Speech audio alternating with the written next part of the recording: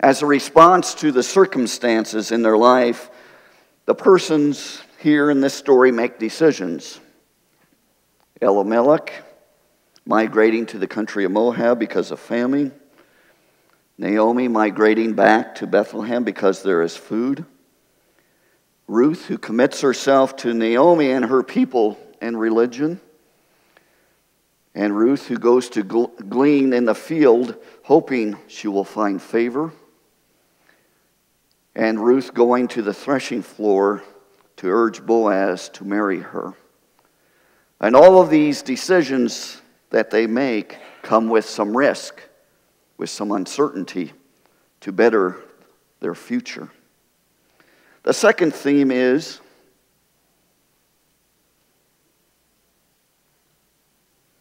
that Naomi, Ruth, and Boaz respond to acts of kindness and loyalty throughout this story.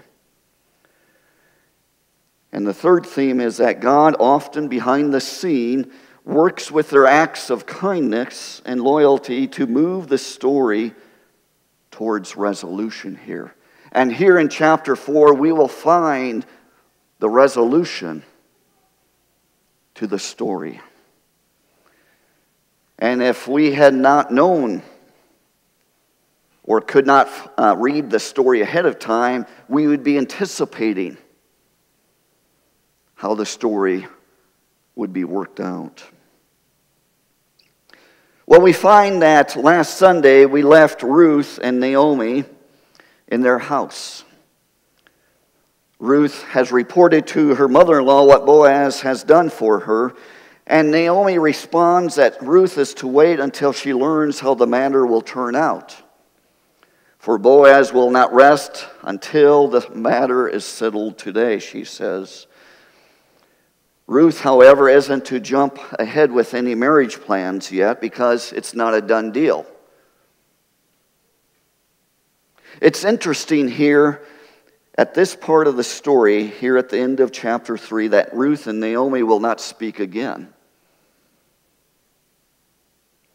In the first 12 verses of chapter 4, we find that the women move to the background and Boaz takes center stage. And as we hear, Boaz does not waste any time with the matter. He keeps his promise to Ruth that he will settle the marriage issue that morning. And as some of us discussed earlier this morning in Sunday school, that Boaz was a man of character. He was a noble man. He was going to do what was right. That he was not going to skip any corners. He was going to make sure everything was legally done according to the custom of the day. And so Boaz goes to the village gate, and it was a public area where meetings took place. It was also a convenient place for people to, as they passed by, to go to their fields or doing other business. Here in verse 1, we have once again what appears to be what we would consider happenstance or coincidence, but is another clue that divine providence is at work. And therefore a favorable outcome can be expected in this story. These words of just as, or in another translation, no sooner, or just then, had Boaz sitting down just when the kinsman or guardian redeemer comes walking by here. And so Boaz calls this closer relative. He says, "Come here. I have some business for you to take care of."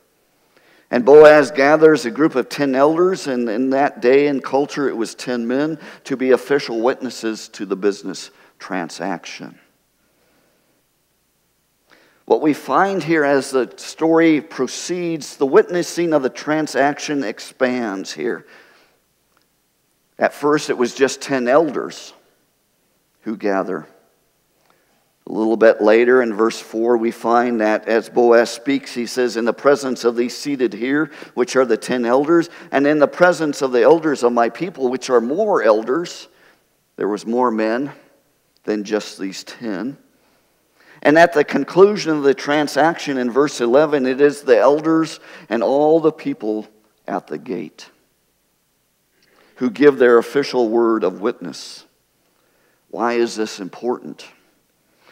because this change with its increase signals the importance of the decision for the entire community and the investment of all its members in the outcome. This is not just an individual transaction between two men here. The whole community will be impacted. The interest in the proceedings may be attributed, one, partly to the excitement of a potential marriage between a rich man or a community leader and a poor widowed foreigner, a Moabite no less. But more important is the fate of one foreign woman and the fate of one impoverished widow's land that do indeed matter enormously for the wholeness of the Bethlehem community. In those days, the land was not just held individually, it was more of a communal ownership. The biblical perspective was that all the land belonged to its giver, God, and was held in trust by members of the community. And so Boaz informs the next of kin or the closer relative that Naomi is selling the parcel of land that belonged to Elimelech. And why he takes authority, we're not sure. The biblical scholars are not sure why he decides it is his responsibility, but he goes ahead.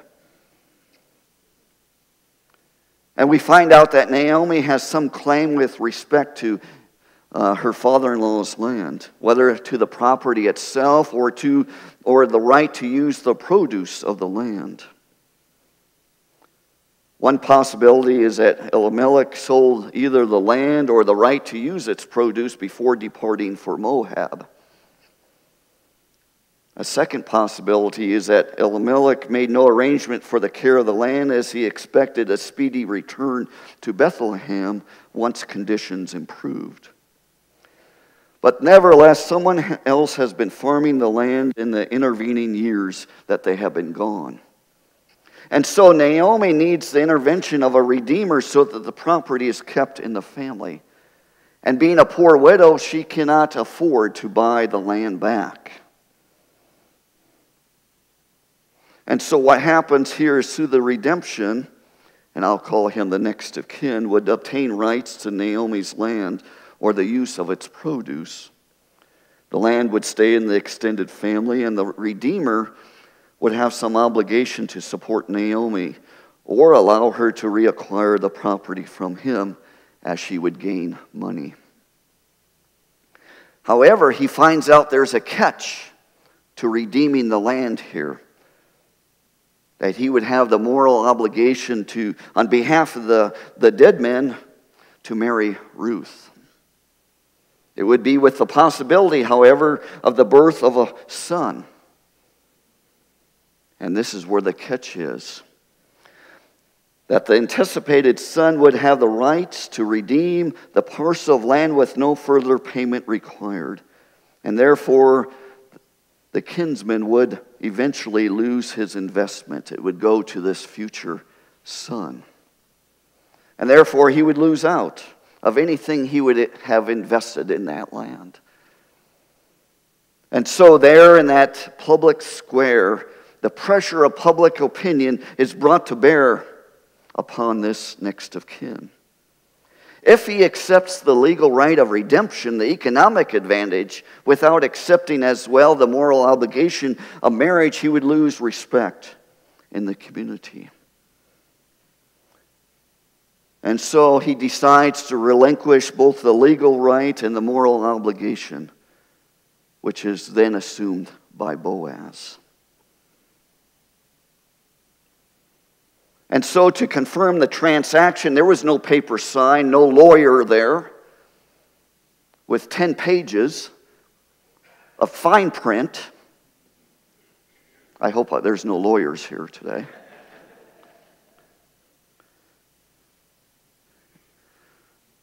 Instead, what they did was the person who gave up the right to the land would take his sandal off and give it to the purchaser. Now, this is a kind of funny way of sealing the deal. But the person giving the sandal symbolized his act of removing his foot or his claim from the property. And the person receiving the shoe, which would be Boaz, he would have the right to step on the land or to assume the responsibility for the land. So that's what this whole sandal business was about. And so that they go through the declaration of intent, and then we find the elders and the community bless Boaz and Ruth in verses 11 and 12. It's quite remarkable here that Ruth the Moabite is compared to Rachel and Leah. For Jacob was sent to their father back in Genesis 28, verses 1 and 2, to their father Laban to seek a wife precisely so that he would be sure not to marry a Canaanite woman, a non-Israelite. And so here was Ruth, a non-Israelite, a Moabite, and her marriage would be a blessing for the future of the people of Israel. The inclusion of Ruth continues on into the community of God's people here. What we also find in this section of blessing is that they refer to Ruth as building up the family of Israel. In the New Revised Standard Version, it says building up the house. And this calls to mind another biblical tradition later on. In 2 Samuel chapter 7, we find God rejects David's plan to build a house, that is, a temple for God. Instead, he promises to build a household of descendants and a ruling dynasty for David. Also, they refer to Boaz as being important, coming from Ephrathah and Bethlehem. This alludes to King David here. And so we find this blessing is alluding to King David later on. The foreshadowing, the prophecy that David would come in the line of Boaz and Ruth here.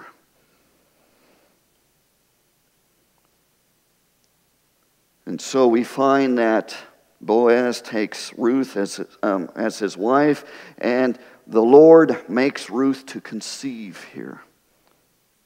This is the second time in the book of Ruth of God's direct intervention. The first time we recall is when God had given food to Bethlehem, ending the famine in chapter 1. And here we see the picture of the village women are once again gathered around Naomi, and they are in conversation. But this time the women speak, while Naomi listens. This time the words are of joy rather than bitterness, emptiness, and abandonment. And this time Ruth is highlighted rather than ignored. The women give thanks that with this baby boy, Naomi has her own redeemer. This child will renew her life and sustain her in her old age. The infant will provide the prospect for Naomi to live the rest of her life peacefully, in contentment, as one would wish for all of us as we get older. Another word for renew in the New Revised Standard Version is restore. And restore means to bring back. In Naomi's despair, she perceived that the Lord had brought her back empty, as we recall. She was left with no husband and no sons, and the loss of economic livelihood at the end of chapter 1. But now the Lord is blessed for the reversal of her situation. The emptiness has become fullness, as faithful members of the community have prepared the way, and God has provided conception.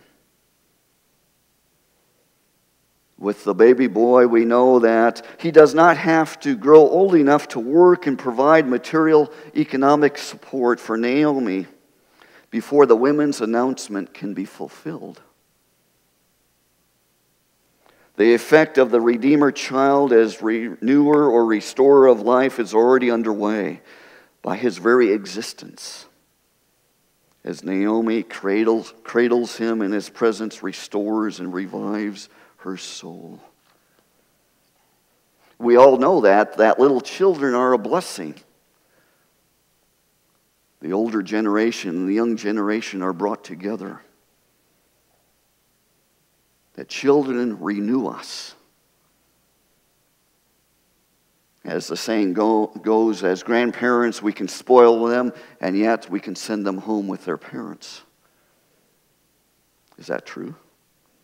Yeah. That the children come after us. They are our future. They are the ones who give us hope that everything that we have done will be carried on in this world. Naomi's dream and hope continues to live on. And amazing also is that the women proclaim the value of Ruth exceeds that of 7 sons. Whoa. As we know that 7 is a biblical number here, and it means idealized perfection. So that when Naomi returned, Ruth was ignored and her ethnicity stands out. But now, and here in chapter 4, she is of great value to Naomi. Because of everything she has done from the first chapter of committing her life to Naomi to now to the possibility of the birth of this child of hope.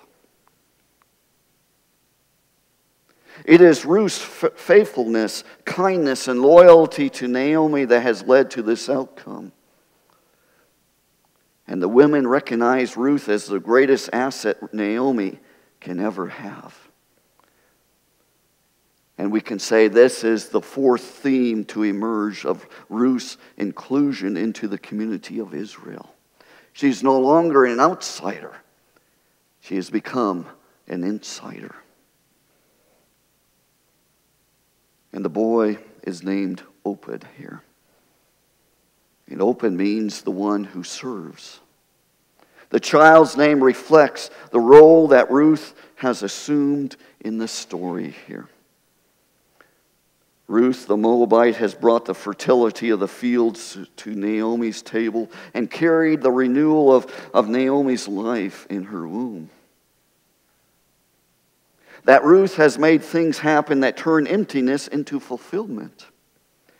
She refuses to use common sense and abandon her destitute mother-in-law. She determines to get food and win someone's favor. She risks her life to prod a relative into kinship marriage, to provide a future for her mother-in-law. I think of 2 verses in the hymn, "Will You Let Me Be Your Servant," that describes the actions of Ruth here. We are pilgrims on a journey. We are travelers on the road. We are here to help each other to walk the mile and bear the load.